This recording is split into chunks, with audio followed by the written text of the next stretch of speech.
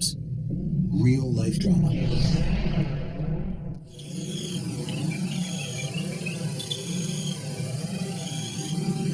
It was a savage murder.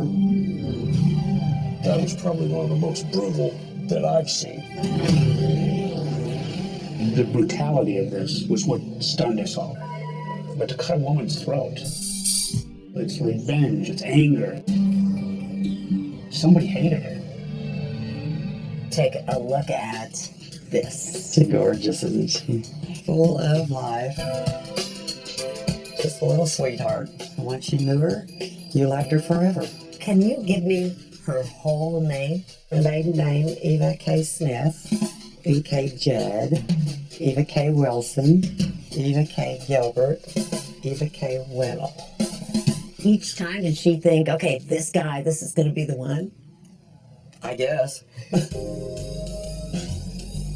She was the wife of Hal Wenal, and Hal was a real estate developer. He was very wealthy, successful businessman. He was a jet setter.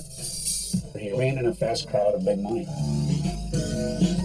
He liked very pretty women, and he liked the glitter of life. I'm Ned Timmons, and my team was hired by Hal Wenal to investigate the death of his wife. How would you all describe this case? Puzzling, frustrating. You want to right the wrong. Somebody is out there that took this lady's life, and it's our job to try and find them. This incident happened on May 1st, 2008. Kay Wenal was at home. She hadn't been feeling well. I think it's right over in this area is where the first encounter happened.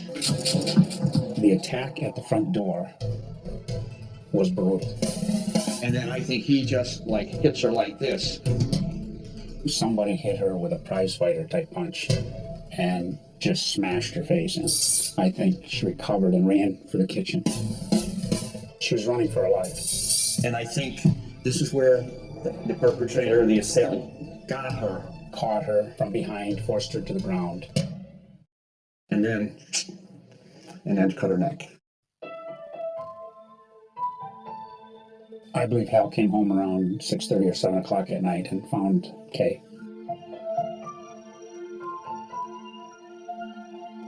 What's the hardest part about losing your sister this way? How could somebody do that to somebody like her? We have found people have three lives. They have a public life, a private life, and a secret life. Do you believe Kay Wenal had a secret life? I believe she did, yes. And that's where I believe the answer lies.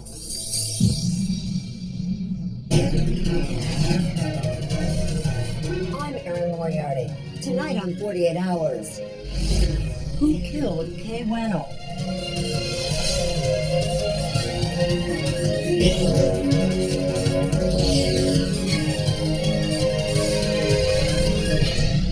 48 Hours. We'll be back in 90 seconds.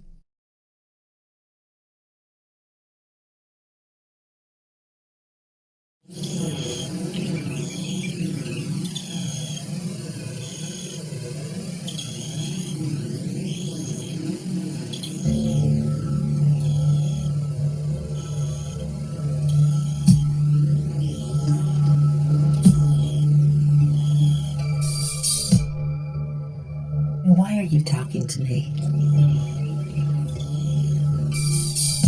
I'm talking to you because I want to find out who murdered my sister. At the time of her murder, Kay was married to real estate developer Hal Wenal, her fourth husband. He was smitten from the moment he first set eyes on Kay in a Reno airport. She said she bent over to get luggage off the rack, and that's when Hal noticed her. How could she not? Pam Sleeper says her sister was striking and vivacious. Hal was proud of her. He used to love to walk into restaurants. She was arm candy. Oh, look at that woman. Wow. And at the age of 60, Kay was still turning heads. And everyone seemed to love her. Which made her murder in May 2008 all the more shocking. And difficult to solve. What's more, there is little physical evidence. Crime scene investigators took this video, which reveals no fingerprints, footprints, defensive wounds, hairs, or fibers, and all the blood tested was Kay's.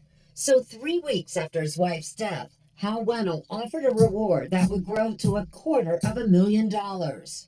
He wanted to try to find out who murdered Kay, and he was willing to pay dearly to do it. But when months went by without a real lead, the frustrated multimillionaire hired his own team of private investigators led by Ned Timmons. We want this guy. We want this solved. Timmons, a retired FBI agent, recruited former colleagues, his own ex-wife Kathleen, and John and Sonia. You know, when you get involved in this kind of work, you want to have closure. You want to bring them to an end. We brought them together with retired Gwinnett County Police Lieutenant Charlie Bishop, who also worked on this case, to re-examine a murder that continues to haunt them all.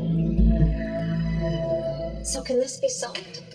Oh, I think it can. We need that lucky break. Normally, we follow a murder case after an arrest has been made, but not tonight. Tonight's report is a true whodunit, so listen closely. Maybe you know something that can solve this case. May 1st, 2008 wasn't a typical day for Kay Wenal. She woke up that morning with all the intentions of going to work. Usually she was out finding tenants to fill her husband's shopping centers. But she changed her mind, saying, I don't feel well. So whoever did this knew that she was home. There are no signs of forced entry. This is where you believe the assailant came in. Is that correct? That's correct. So John and Sonia believes Kay let her killer inside and was immediately assaulted. The proof, says Ned Timmons, is all that blood. And you can see by the way the blood droplets hit, her back had to be there, and he had to hit her with a very, very powerful blow there that stunned her. And sent her glasses flying across the room. She realized I'm in trouble and then trying to escape. She flees to the kitchen, perhaps to get the phone. There, he gets her, and that's where he takes control of her and kills her. By slashing her throat. What happened next shocked even these veteran investigators. Then he decided to do what we call an insurance cut, a second cut. To make sure that she was going to die. I mean, that's a cold-blooded Exactly killing. right. Yeah, it really is. And Kay's killer appeared to have carefully planned his attack, Nobody saw him coming in. Nobody saw him leave. which makes what the killer left behind so puzzling. There's the bloody towel up in the upstairs bedroom. A towel with smudges of Kay's blood was found in her closet off the master bathroom. Why is he in there? It's her closet. Maybe he takes one final trophy. What are you looking for in that room? It's a big question. This is what investigators do know. The weapon. I think it might have been a scalpel or something like that. Could have been a hunting or fishing knife. Whatever it was extremely sharp. It did not cause any jagged lacerations. It was like, The assailant. You all use he. You believe a man did this? Because of the strength that it took. I don't see a woman cutting another woman's throat like that. You know, are there women that could do this? Sure, I don't think it's likely. I think this was a man. A man that John and Sonia believes is right-handed. because I think he hit her with his right, and I think the way the cuts were on her neck, it started from here to here. If he was left-handed, I think he would start here and go this way. And he was probably wearing gloves. Pieces of a latex glove were found inside the house and on the back deck that didn't match ones used by first responders. That also is confirmation that whoever did this came prepared. I mean, who walks around with rubber gloves in their pocket? The motive. Everyone agrees this was not a robbery. She had plenty of rings on. Kay's wallet and credit cards were out in the open. Jewelry worth hundreds of thousands of dollars was locked in a safe upstairs. If this was some guy that came to rob her, wouldn't he take the rings? Wouldn't he take something? The impressions that I got were that someone was very comfortable in that home, knew their way around that home, and this person has no concern that anyone is going to walk in and catch him, and then walks out the back door and departs. Investigators believe the killer made his escape through the woods behind the Wenal's home. He clearly knew where he was going to when he left. And that takes an awful lot of prior planning. But did he make a mistake? Who is this? Don't know. But I sure wished I did. I think, is this the guy that murdered my sister?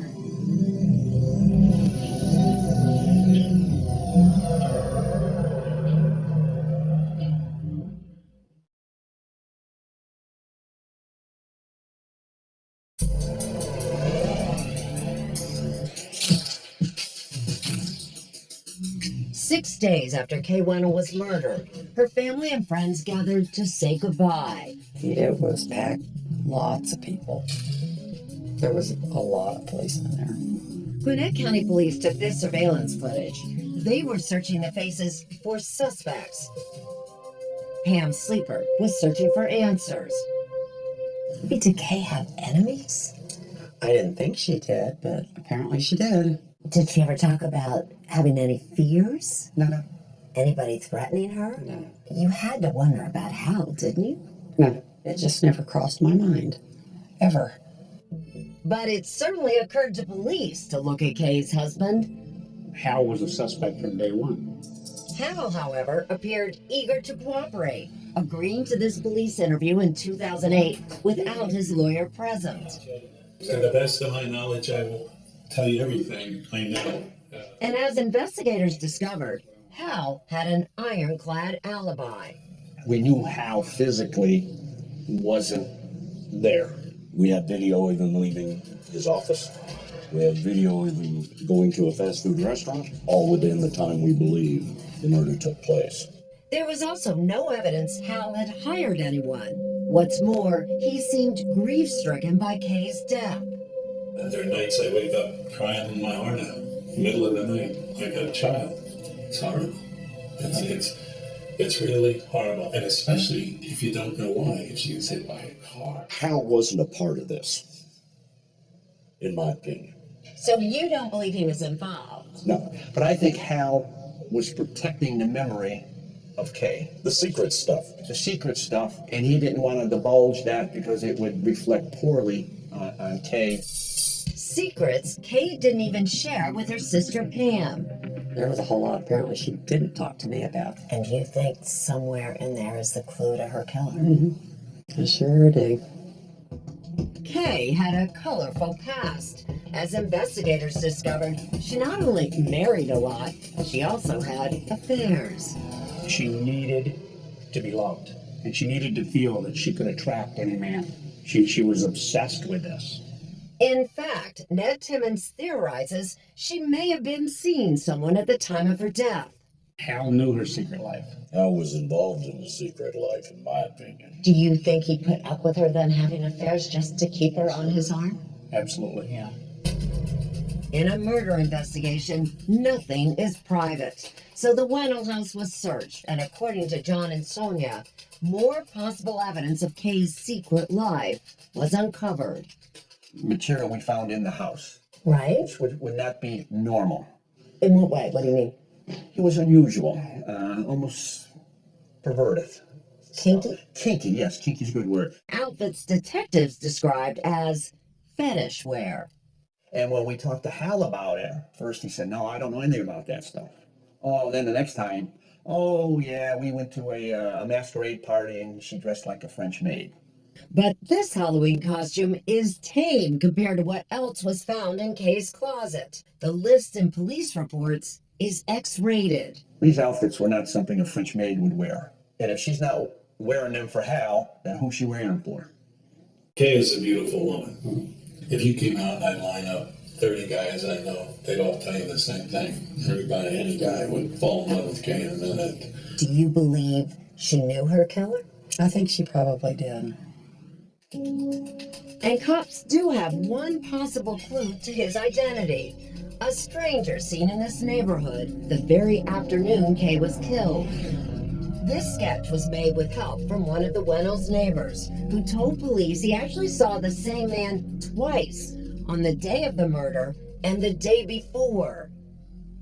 And he had a flyer for a house that was for sale in the subdivision, and the neighbor said, oh, it's way on the other side. And he just turned around and walked away out of sight. The first encounter stood out to the neighbor because the stranger didn't seem to have a car. Now, this is an area you just don't walk around in a neighborhood. You have to drive. Nobody walks. Police later discovered that the house for sale flyer was only given to people who had been inside that house, and there had been no showings on the day the stranger first appeared. The following day, the same neighbor was looking out his bathroom window, And he sees the same guy walking toward Wenal's house, right about the time they believe that the homicide occurred. I mean, do you think this person could be the killer? I think it's a strong possibility. Obviously, we can't say for 100% until we identify that person he saw. And for more than 8 years, that's exactly what Gwinnett County Police have been trying to do. Sergeant John Richter took over the investigation in 2011. Lieutenant Stephen Shaw is his supervisor. It's a standard, white male with wire-rimmed glasses that's aging and starting to bald, and there are probably hundreds and hundreds of males walking around that look something like this. And we've, obviously explored Kay's inner circle and Hal's circle and all of their friends and acquaintances. They checked out everyone, from Kay's doctor to a restaurant manager, even a clerk at the local Hobby Lobby store who had a crush on Kay. She said, that's the strangest thing. He calls me and wants me to go for a drink with him. Investigators have cleared and eliminated all 3 men, but they're still trying to find this man, pictured with Kay in a photo taken years earlier in Las Vegas, who seemed to resemble the sketch. Do you think that person is this person? Well, I think it's a possibility that person is seated next to Kay and with another female. That for sure could be him. You don't know whether he's a suspect or not. You just... I never could identify him. Nobody seemed to know who he was. As investigators were searching for the man in the sketch, Hal suggested they should also look at a man in Kay's past. I have something back in my mind. I don't even want to say it yet. That was years and years ago. Yeah. The weirdest thing was, and I really don't even like saying it, is her ex-husband. Her third husband, Jeff Gilbert.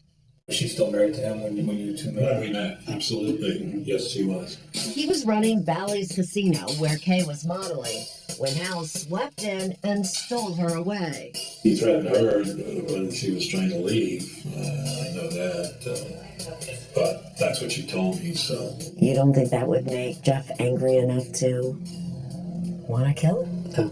No, you don't. Never.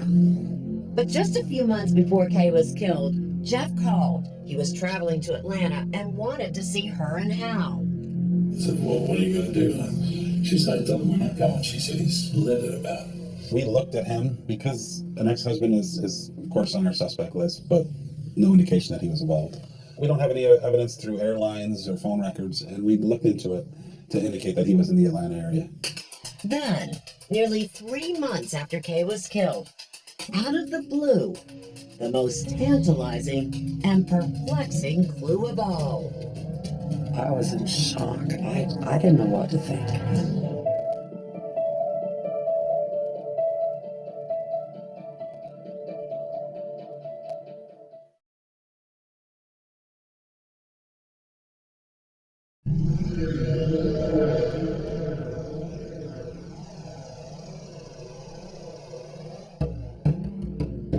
I stand on that bridge on the second floor and look down at that front door.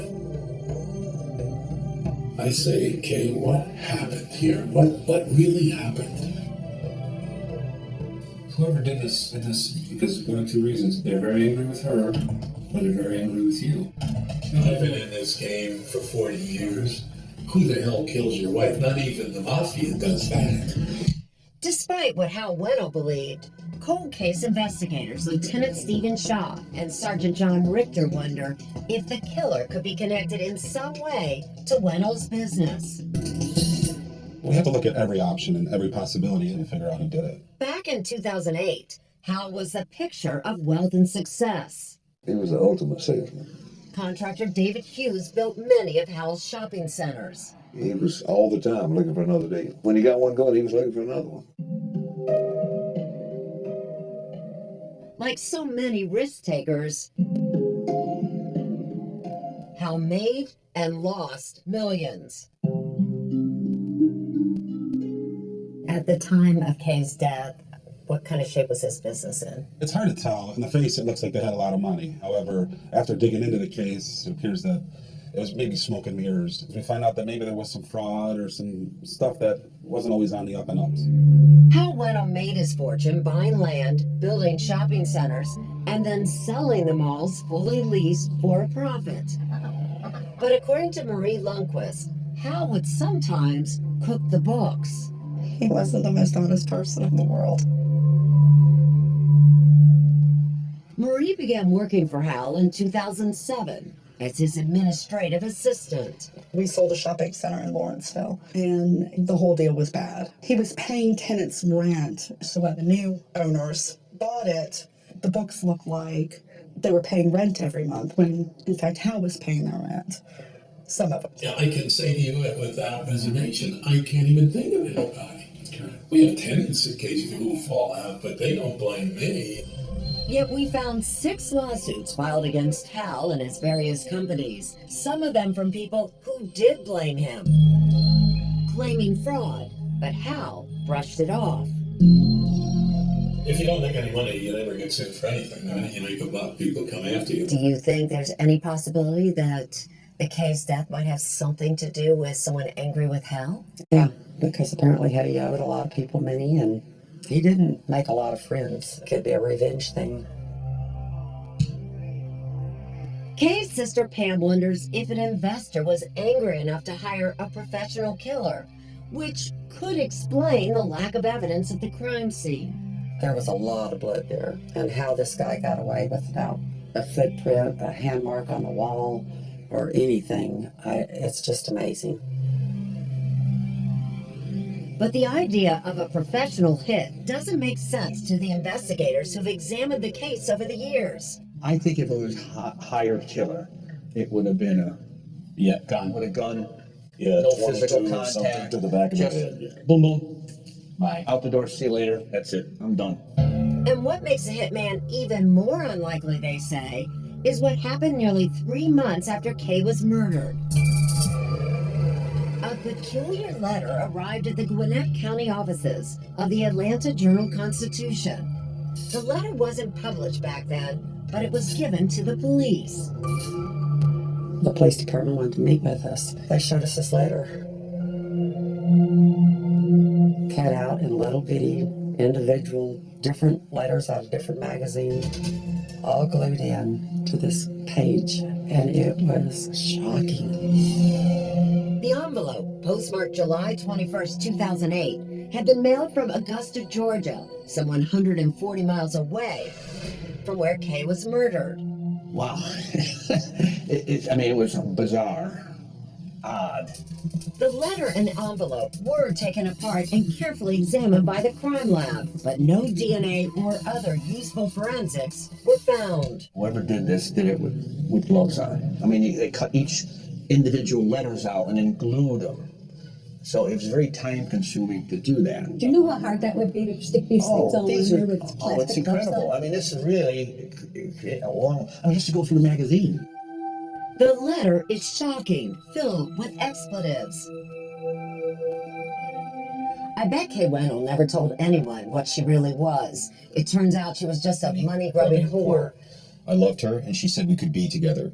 She told me she hated her house and that fat, miserable, lying mother. Her effing husband. She said she loved me, but that was a lie too. I told her this would happen if she didn't keep Keep her damn promises to me. Family screwed everything up. those white trash ass. His money was more important than our love. We could have been so happy together, but they everything up. On its face, it sounds like the words of a jilted lover. If you look at the letter, Yeah. if we're going to go with the jilted lover theory, that this person, she finally told me, no, I'm staying with Hal. In other words, did the family talk her into staying with Hal that irritated the actual perpetrator? But Pam Sleeper says Kay never mentioned any plans to leave Hal. Although she admits parts of the letter have a ring of truth, especially about the house they were renting. I know that she didn't like her house. I mean, that was the first thing that stood out to me was, wow. I know she was kind of unhappy with Hal about that. So it was someone who knew her. Oh, yeah, apparently. Who would go to such trouble? Is the letter really what it appears to be? How many of you believe this was actually written by a sperm lover? Do you? Based on the reading of it, yes. Kathleen? I don't. I do, because of the reference to the family, the house, and things that wouldn't be known to everybody. But those are exactly why it wouldn't be a sperm lover. A sperm lover doesn't give a care about her house. A sperm lover doesn't give a care about her family. I believe at this point it's not a jilted lover. That's a red herring. Review the clues. Help solve this case. Join us now on Facebook at 48 Hours.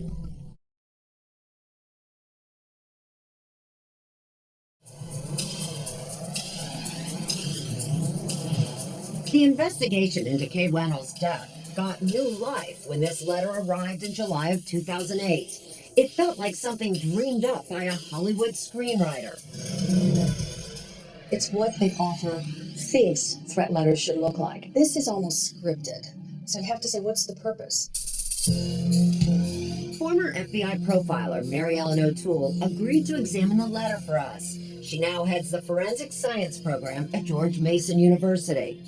This is someone I think that's pretending to be the killer to create this boogeyman suspect and to push the police away from the actual motive in the case. The writer may not be a jilted lover at all.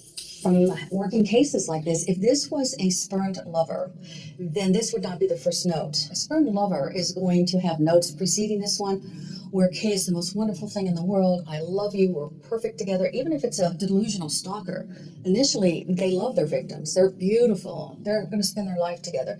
It's only after a few letters that you see that transition to you are now this horrible human being. I hate you. What's more, the investigation hasn't revealed any other men in Kay's life. Exactly what Hal told detectives back in 2008.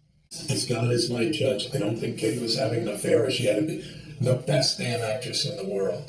It turns out that while Kay was sexy and flirtatious, investigators may have been looking in the wrong direction. They didn't find any evidence of an affair at the time of her murder. And Kathleen Timmons says neither did the medical examiner. And this letter that implies that she's got yet a very active current lover. And yet when they did the autopsy examination, she had no indication that there had been recent sexual activity. There's no indication that she's involved with anybody, including her husband. Do you believe that the person who sent this letter is actually the person who went into the home and killed her? Not necessarily. O'Toole suspects the killer may have had help. I think it's possible that there are two people that could be involved. You could have somebody that wrote the letter and then someone that came into the home. Mary Ellen O'Toole says writers of cut and paste notes tend to have one thing in common. They are women. I can tell you that that's my experience. I've seen them written by teenage girls. I've seen them written by middle-aged women. But the behavior at the scene, just that kind of violence, certainly suggests to me a male offender. If the profiler is right, that means a man and a woman could be involved in Kay's death, with the woman creating the note to throw police off the trail. Someone may have been interviewed and they felt like they could have been considered a suspect, didn't want that, and produced this note. Isn't this a very risky thing? A terribly risky thing to do. O'Toole suggests taking another look at the people interviewed by police back in 2008. One of those people was this woman, a friend of Kay's and Hal's, Karen Scott. Karen worked for Hal, and she promoted herself as Hal's right-hand man. And Karen was an obvious suspect of ours because she was close with Hal and Kay. And any investigation, you're going to start with who's closest to them. So close that when Karen remarried, it was Kay who gave the wedding shower and was matron of honor. Marie Lundquist was there. Oh my gosh, it was a gorgeous wedding. Hal walked her down the aisle. And the day Kay was killed, investigators discovered Hal and a colleague had brought breakfast to Karen, who was home recovering from surgery. And later, when he discovered Kay's body, Karen was his first call. She was destroyed because she and Kay were like extremely close. That's Karen Scott on police surveillance tape at Kay's funeral. You know, things change. Back then, we thought she was a good source. She would email me, wanting to be kept up on what was going on. All seemingly innocent that may not be. Documents show Karen had ongoing financial problems, but Hal was a generous boss. The money was great. I don't think she could have made that kind of money elsewhere. And she was ambitious. We looked into Karen, we looked into every other person at work, who was closest to Kay, Hal, what they would gain if Kay was out of the picture. According to this police report, Karen admitted to detectives that with Kay's death, she possibly gained the opportunity to operate the company. But she also denied that she would have had any motivation to bring harm to Kay over those facts. And she described herself as Kay's best friend. And when I heard that, I was like, really? I mean, that surprised me. Kay's sister and best friend, Pam Sleeper. You know, I know a best friend, and their relationship was not like my best friend's. Some work colleagues also question how close they really were. Was Karen Scott close with Kay? Absolutely. When Kay was around, she was, I want everybody to think she was Kay's friend. So it was more giving the appearance of that? That's my opinion. They were not best friends. Maybe to her face, but that's not what she was saying behind Kay's back. We reached out to Karen Scott, and she sent us this letter stating, "I lost my best friend to a brutal attack," but she declined our request for an interview. Karen has been questioned by investigators about Kay Wenal's death, and according to police reports, she adamantly denied any and all involvement. What's more, police say cell phone records back Karen's alibi, that she was home around the time of the murder. And Richter says he's unable to connect her to the letter. We investigated that thoroughly, and quite frankly, we're still investigating it. But we can't find anything to suggest that Karen was responsible for the letter, or that anybody in particular was responsible for that letter. With an unknown assailant still on the loose, Pam Sleeper says her determination to find her sister's killer comes with risk. I do walk around kind of scared sometimes. I wonder if he's going to be after me next, because I don't give it up. You think because you keep her name alive and you keep this case alive, that somebody might come after you? Mm-hmm. Yeah.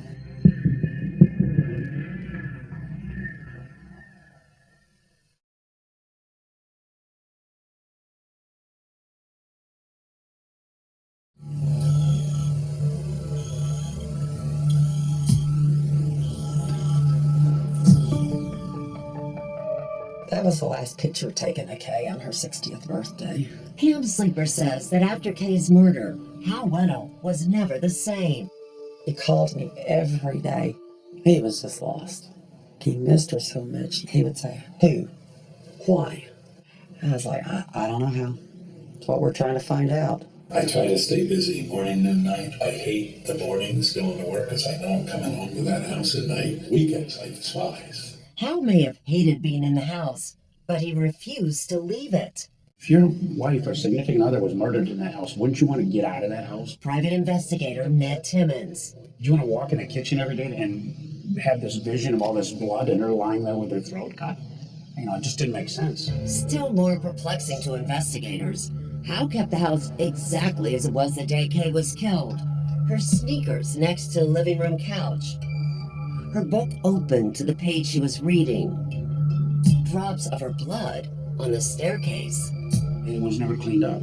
Even when our team showed up months and months later, the house was exactly very strange. Exactly the way it was. You'd think you'd have a cleaning crew come in and cleanse it all away, but there was still the blood splatters. I want nothing more on God's earth than to find the guy who did this, and I'd give everything I have to get Kay's killer. Even if it meant spending his fortune to do it. The Gwinnett County Police Department was having their financial difficulties, so it was really a bad time for law enforcement. As I remember, you guys were having trouble getting money for gas when I first got in this. They couldn't run their cars. They were that low on fuel. Is that part of the problem here, that It's a problem everywhere. There was just no money there.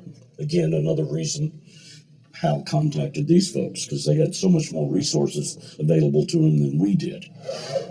Ned Timmons says it was Hal who paid for much needed lab work to be done. I was dealing with a private laboratory weekly, And we sent a lot of fibers, we sent a lot of fluids for DNA sampling. And Hal would have to approve every time. Samplings are $5,000-6,000 a hit. And we had people in Las Vegas, we had leads in California, we had leads all over the country. It was costing him a lot of money. Yeah. Hal's quest came to an abrupt end in 2010 after he died of a heart attack. His estate cut off the $250,000 reward money and fired his private investigators. You know, there are things that we wanted to do, other leads that we wanted to follow up on. And then all of a sudden, you know, the executive says, you guys are all finished. We weren't happy about it, I'll tell you that. As FBI agents, we don't ever want to quit. And we never wanted to stop, but we couldn't afford to finance it ourselves. The current cold case detectives seem to have made no headway, and their investigation appears stalled.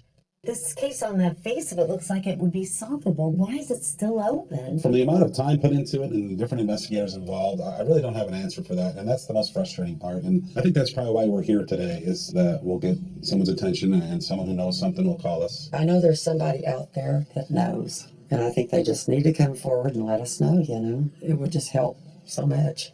We'd be so grateful. As they've done so many times, Pam Sleeper, her mother, and their husbands made an emotional visit to Kay's grave. If it was me, Kay would not give up. And I'm not going to give up. Tonight, investigators are asking for your help to solve Kay Wenal's murder. Once again, here's what we know. She was at home in Lawrenceville, Georgia on May 1st, 2008, when she was viciously attacked. Investigators believe her assailant was a right-handed man wearing gloves who used a very sharp weapon. This unidentified man, seen near the Wenal home the day of the murder, may have been involved. And then there's the cut and paste letter sent nearly 3 months later.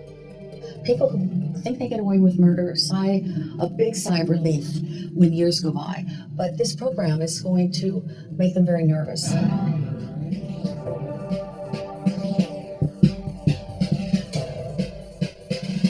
Anyone with information is asked to contact Gwinnett County Criminal Investigation Division, anonymous tip line 1-770-513-5390. Crime Stoppers Atlanta 1-404-577-TIPS.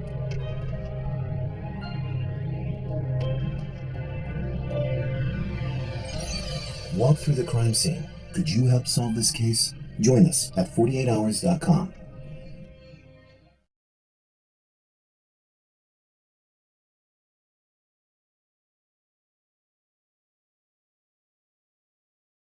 The victim gets out of her car and she's assaulted and she says raped by 5 men. 2 men are convicted. Was race the reason? I didn't do it.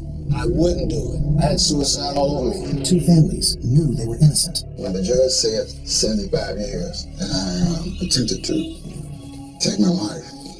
I feel like I've lost the most important time of my life, where a son bonds with his father and becomes a man. I dreamt of a professor and law students coming to my rescue. I used to see it on TV all the time. He got his wish, a 25-year battle. The answer was always in the DNA. When it's not you in the DNA, it's not you. And everybody knew it before trial. CBSN, live news streaming to you. CBSN, CBS News, always on.